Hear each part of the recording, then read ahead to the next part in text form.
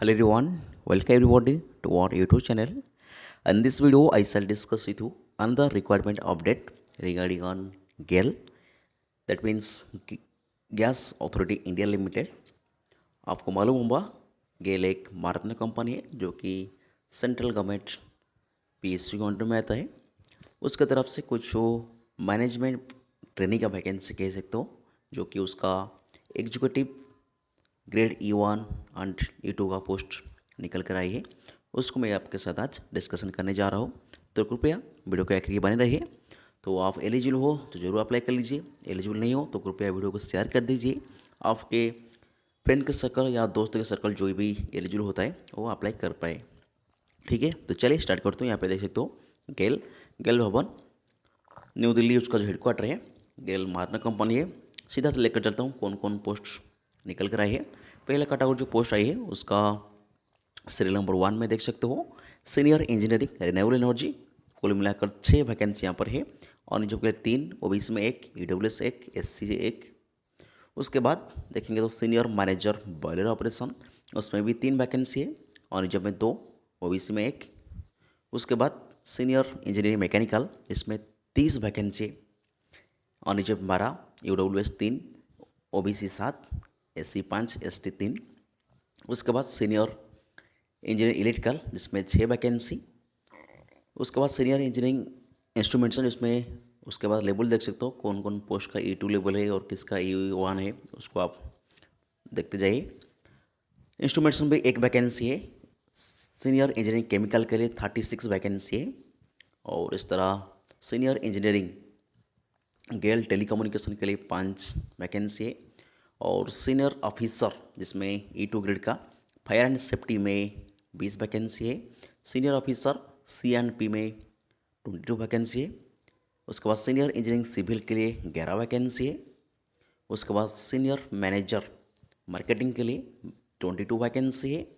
Senior officer finance and accounting के लिए 36 vacancy है। उसके बाद senior officer human resource HR के लिए यहाँ पर 23 वैकेंसी है।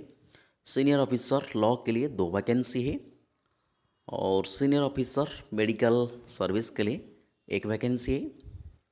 और उसके बाद सीनियर ऑफिसर कॉर्पोरेशन कम्युनिकेशन के लिए 4 वैकेंसी है। उसके बाद ऑफिस लैबोरेटरी के लिए देख सकते हो यहाँ पर E1 का ग्रेड है लैबोरेटरी, इसमें 16 वैकेंसी है। ऑफिसर सिक्योरिटी के लिए 4 वैकेंसी है E1 ग्रेड का। कुछ पोस्ट E2 ग्रेड के हैं और कुछ पोस्ट E1 ग्रेड के। आप उसको ध्यान से देखिए, उस हिसाब से आप अप्लाई कर पाएंगे। ऑफिस लैंग्वेज के लिए ऑफिशियल लैंग्वेज के लिए 13 वैकेंसी है E1 का। तो इसे कुल मिलाकर देख सकते हो 236, बहुत ही लाजवाब वैकेंसी कह सकते हो। इतने वैकेंसी PSU में आना तो बहुत अच्छा होता है। तो E1 और E2 ग्रेड मिलाकर 261 वैकेंसी निकल कर आई है गेल की तरफ से। उसके अलावा आप एक कुछ PW बंदे के लिए रिजर्वेशन है, आप देख लीजिए कौन सी पोस्ट में PW कौन सी कैटेगरी के पोस्ट वैकेंसी उसको आप देख लीजिए। उसके बाद सीधा आप ले चलते हो एजुकेशन क्वालिफिकेशन तरफ से। एक बात कहना चाहूँगी, सारी की सारी पोस्ट के लिए मिनिमम आपको 1 साल 1 ईयर का एक्सपीरियंस यहाँ पे ज़रूरत होगी। तो 1 साल का मिनिमम चाहिए, उससे ज़्यादा हो तो बहुत अच्छा है। सीनियर मैनेजर रिन्यूएबल एनर्जी के लिए आपने BE.Tech diploma in BE.Tech chemical engineering या इलेक्ट्रिकल या इलेक्ट्रॉनिक इंस्ट्रूमेंटेशन पावर, किसी में भी आप बैचलर डिग्री कर रखा है तो आप अप्लाई कर सकते हो। आपके पास 1 साल का एक्सपीरियंस यहाँ पे कंपलसरी है, तो उसको आप ध्यान दीजिए। उसके बाद आपके जो कैरियर सेक्शन में भी 60% मार्क होना जरूरी है। उसके बाद बॉयलर ऑपरेशन के लिए आपने bachelor degree in chemical engineering या मैकेनिकल या electrical with 60% mark in certificate proficiency as boiler engineering. उसके बाद भी उसको उन पोस्ट के लिए भी आपको भी 1 साल का एक्सपीरियंस चाहिए। उसके बाद सीनियर मैनेजर मैकेनिकल के लिए बैचलर BE.Tech इन मैकेनिकल चाहिए, साथ ही साथ 1 year experience. Senior engineering electrical के लिए bachelor degree in engineering in electrical या इलेक्ट्रॉनिक पावर या इलेक्ट्रिकल इलेक्ट्रॉनिक में होना चाहिए। उसके बाद सीनियर इंजीनियरिंग इंस्ट्रूमेंटेशन के लिए आपने BE.Tech इंस्ट्रूमेंटेशन होना चाहिए। उसके बाद सीनियर इंजीनियरिंग केमिकल के लिए आपने BE.Tech chemical chemical technology, petrochemical, polymer science, polymer technology, किसी में भी आपने BE.Tech कर रखा तो आप अप्लाई कर सकते हो। प्लास्टिक इंजीनियरिंग भी आप कर रखा तो भी आप एलिजिबल हो। उसके बाद senior engineering tele and communication के लिए bachelor degree in electronic and communication या इलेक्ट्रॉनिक टेलीकम्युनिकेशन होना चाहिए। सीनियर ऑफिसर फायर सेफ्टी के लिए अपने bachelor degree in engineering fire या फायर सेफ्टी में कर रखा तो आप एलिजिबल हो। सारे के सारे पोस्ट के लिए 1 साल का एक्सपीरियंस कंपलसरी है, तो उसको आप ध्यान देखते रहिए स्क्रीन में। उसके बाद सीनियर ऑफिसर CNP के लिए आपको बैचलर डिग्री मैकेनिकल या केमिकल में होना चाहिए। सीनियर ऑफिसर सिविल के लिए आप बैचलर डिग्री सिविल में होना चाहिए। उसके बाद सीनियर ऑफिसर मार्केटिंग के लिए बैचलर डिग्री अपने minimum bachelor degree engineering with minimum 60% mark with MBA। Bachelor degree के साथ साथ आपके पास MBA होना चाहिए मार्केटिंग के लिए।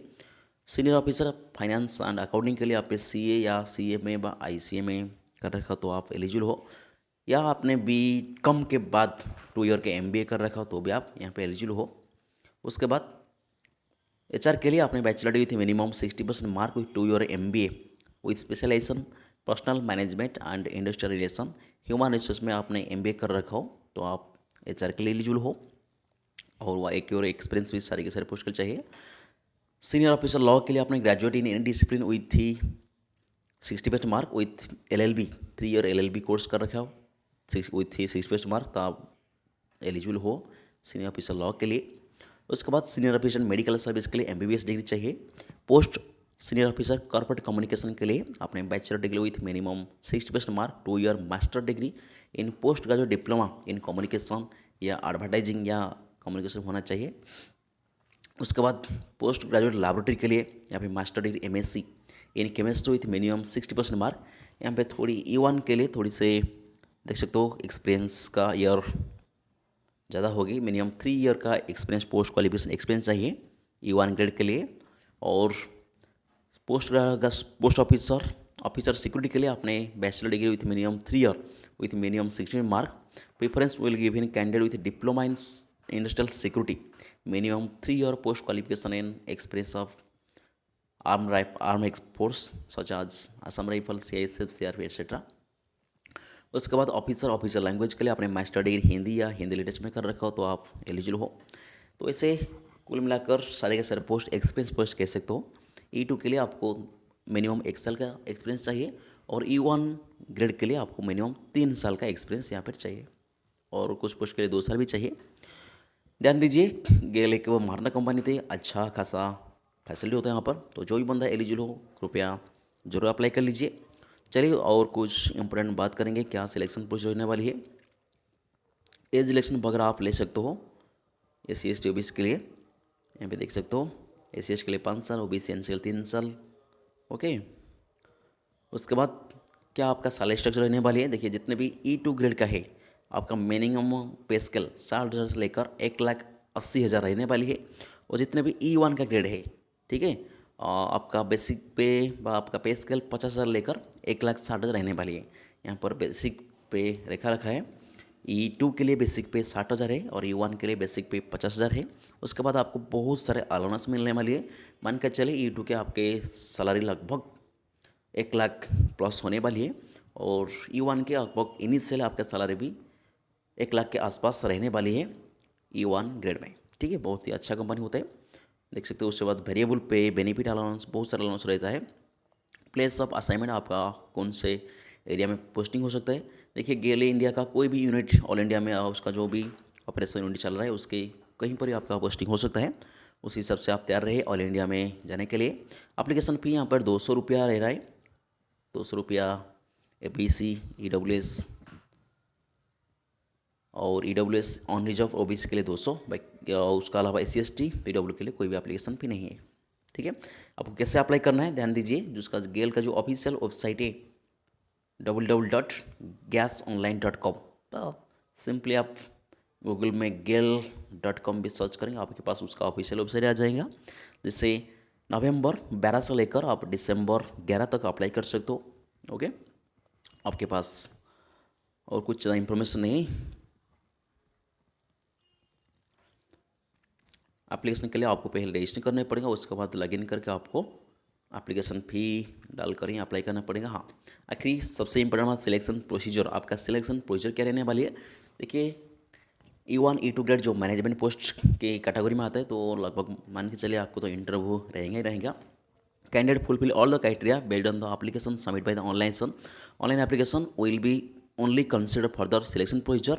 Depending upon the number of candidate filling all the criteria, candidate will undergo single stage or multiple stage selection procedure. In event of number of application be large, GAIL adopt shortlisting criteria restriction on the number of candidate to be called further selection procedure to a reasonable number by suitable reasoning minimum eligible stand. Shortlistings and selection based on the detail provided by the candidate. Hence, it is necessary that only accurate, full, and correct information is furnished by the applicant. Furnish is wrong, the false information will be disqualified. The GAIL will not be responsible for the consequently.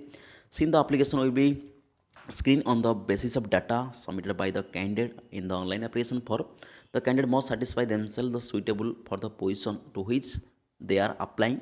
If at any stage during the requirement and selection procedure it is found that candidate have furnished false or wrong information, their candidature will be similarly rejected and no TADA will such candidate provided. Okay, तो देखिए exact तो mention है selection procedure क्या रहने वाली है। तो मान के चलिए आपका जो भी selection procedure group single stage रहने वाली या मल्टीपल स्टेज रहने वाली है। आपका पर्सनल इंटरव्यू तो पक्का है, इंटरव्यू रहने वाली है पीट फिजिकल एंड्योरेंस टेस्ट या फिजिकल प्रोफेशनल टेस्ट कह सकते हो, उसको तो रहने वाली है। उसके अलावा आप चाहे तो ज़्यादा बच्चे अप्लाई करें तो रिटन एग्जाम भी कंडक्ट कर सकता है। किंतु मान के चलिए आप depending upon number of candidate उन्होंने सिलेक्शन प्रोसीजर डिसाइड करेंगे। तो मान के चलिए आपका जो इंटरव्यू की बेसिस पर सिलेक्शन हो सकता है, ज़्यादा पूरी की पूरी चांस है। तो पहले आप अप्लाई कर लीजिए, जो कि बंदा बी टेक कर रखा है उसके साथ उसके पास 1 साल का एक्सपीरियंस है तो ज़रूर अप्लाई कर लीजिए। एक अच्छा मौका है गेल इंडिया तरफ से। तो गेल इंडिया मैनेजमेंट ट्रेनिंग या कह सकते हो एजुकेटिव पोस्ट का वैकेंसी आउट हो चुका है। जो बंदा इंटरेस्टेड है ज़रूर अप्लाई कर लीजिए। So thank you for watching.